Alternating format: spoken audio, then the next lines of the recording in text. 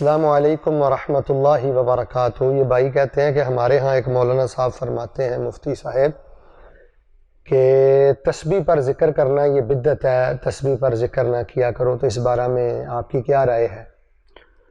تو میرے پیارے بھائی اور میرے ناظرین، ہماری رائے کیا ہونی ہے؟ ہم نے جو دین پڑھا ہے اور دین کو سمجھا اور دیکھا ہے، اس میں صحیح اور راجح بات ہمیں تو یہی محسوس ہوئی ہے کہ انگلیوں پر ذکر کرنا یہ افضل ہے، بہتر ہے، اولا ہے، زیادہ ثواب کی بات ہے۔ البتہ سہولت کے لیے تسبیح پر یا گٹھلی پر یا کسی کنکری پر ذکر کرنا یہ جائز ہے، اس کے جواز میں کوئی شبہ نہیں ہے۔ حضرت سعد بن ابی وقاص رضی اللہ تعالیٰ عنہ کی روایت کہ جس کو ماہرین فن حدیث نے حسن قرار دیا ہے کہ رسول اکرم علیہ السلام کے ساتھ وہ ایک عورت کے ہاں داخل ہوئے تو وہ اپنے سامنے اس کے کنکری تھی یا گٹھلی تھی، اس پر وہ ذکر کر رہی تھی، تو نبی علیہ السلام نے اس کو منع نہیں کیا۔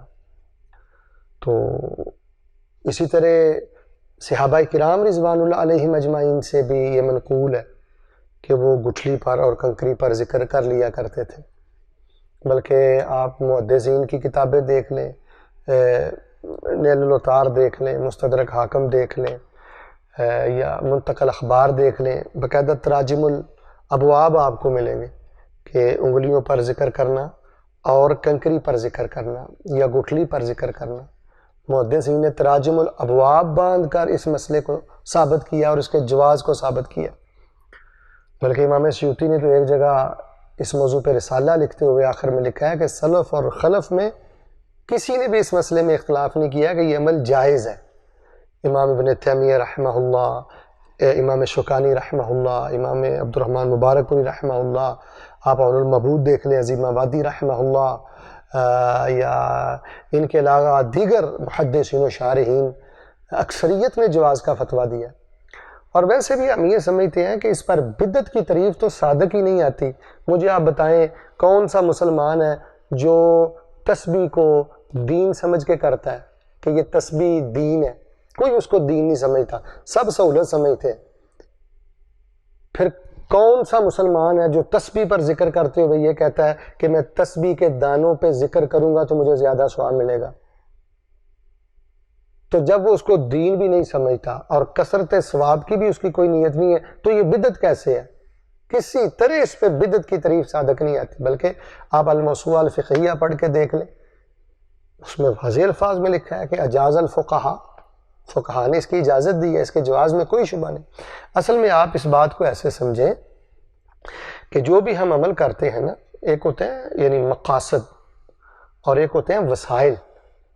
شریعت کے مقاصد تبدیل نہیں ہوتے، وقت کے ساتھ ساتھ وسائل میں تبدیلی آتی رہتی ہے۔ مثال کے طور پہ پانی لے کر وضو کرنا یہ مقصد ہے، اب وسائل حالات کے ساتھ ساتھ بدلتے رہیں گے، وہ پانی مشکیزے کا ہو یا موٹر کا ہو یا وہ نلکے کا ہو یا وہ کسی ذریعے سے کسی بھی جدید سہولت سے وہ مجھے پانی ملا ہو۔ مقصد میرا بیت اللہ کا حج ہے، وسائل بدلتے رہیں گے، میں وہ بحری جہاز پہ چلا جاؤں یا میں ہوائی جہاز پہ چلا جاؤں یا میں اپنی سواری پہ چلا جاؤں۔ تو اسی طرح مقصد اللہ کا ذکر ہے، اصل چیز اللہ کا ذکر ہے، لیکن سہولت کے لیے اگر کوئی تسبیح کا استعمال کرتا ہے یا آسانی کے لیے وہ کنکری پر ذکر کر لیتا ہے یا گٹھلی پر کر لیتا ہے، تو ہم یہ سمجھتے ہیں کہ اس کو جواز کے دائرے سے باہر نہیں نکالنا چاہیے۔ باقی اس لیے کہنا کہ تسبیح ٹھیک نہیں ہے، یہ نمود و نمائش ہے، تو بھائی یہ دل کے معاملے تو اللہ جانتا ہے۔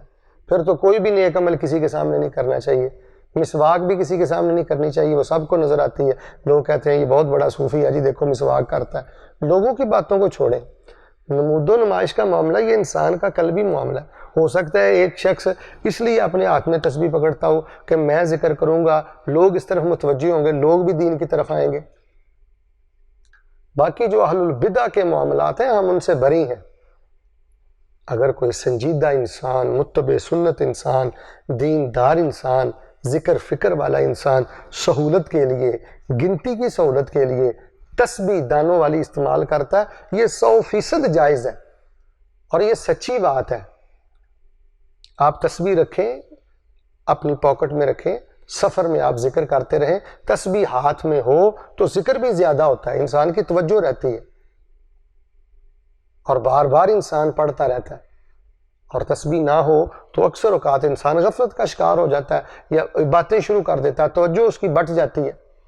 تو ہم یہ سمجھتے ہیں کہ اس طرح کے مسائل میں اتنی سختی ٹھیک نہیں، اتنی سختی ٹھیک نہیں کہ یہ بدعت ہے اور یہ جائز نہیں ہے. تو یہ بہت بڑا سخت فتویٰ ہے. ہم تو جی بالکل اس سے اتفاق نہیں کرتے، جبکہ احادیث میں بھی گنجائش موجود ہے. محدثین نے تراجم الابواب باندھے ہیں اور محدثین و شارحین کے فتاوی جات اس میں موجود ہیں.